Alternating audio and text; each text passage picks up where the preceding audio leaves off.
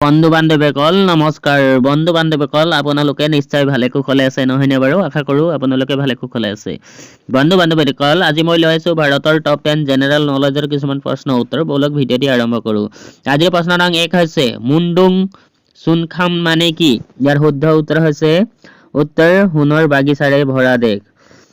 আজিৰ প্ৰশ্ন নং 2 হৈছে জয়ন্তীয়া ৰজা যশু বৰ্মন কোনজন আহোম ৰজাৰ সমসাময়িক আছিল? ইয়াৰ শুদ্ধ উত্তৰ হৈছে নৰিয়া ৰজা। আজিৰ প্ৰশ্ন নং 3 হৈছে আহোম ৰাজ্যত পোন প্ৰথমবাৰৰ বাবে মন্ত্ৰীৰ শাসন চলে কিমান চনৰ পৰা কিমান চনলৈ?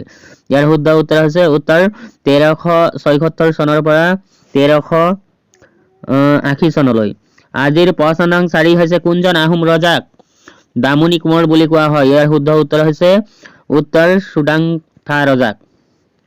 আজিৰ প্ৰশ্ন নং 5 হৈছে অসমৰ কোনজন ৰজাই চাৰগুৱালৈ অসমৰ ৰাজধানী তুলি নিয়ে? ইয়াৰ শুদ্ধ উত্তৰ হৈছে চুডাংফা ৰজাই। আজিৰ প্ৰশ্ন নং 6 হৈছে কোনজন আহোম ৰজাই স্বৰ্গনাৰায়ণ নাম লৈছিল? ইয়াৰ শুদ্ধ উত্তৰ হৈছে চুকামফা ৰজাই। আজিৰ প্ৰশ্ন নং 7 হৈছে দিহিঙীয়া ৰজা বুলি কাক কোৱা হয়? ইয়াৰ শুদ্ধ উত্তৰ হৈছে চুহুংমুহুং ৰজাক। আজিৰ প্ৰশ্ন নং 8 হৈছে কোনজন আহোম ৰজাই অসমত প্ৰথম লোকপিয়ল কৰে? ইয়াৰ শুদ্ধ উত্তৰ হৈছে চুহুংমুহুং ৰজাই।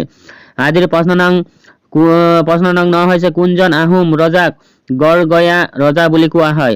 ইয়াৰ শুদ্ধ উত্তৰ হৈছে উত্তৰ চুক্লেংমুং ৰজাক। আজিৰ প্ৰশ্ন নং 10 হৈছে দিহিঙীয়া ৰজা বুলি কাক কোৱা হয়? ইয়াৰ শুদ্ধ উত্তৰ হৈছে চুহুংমুহুং ৰজাক। বন্ধু বান্ধৱীসকল আজিৰ প্ৰশ্ন উত্তৰ ভিডিঅ' ইমানতে অন্ত পৰিছে।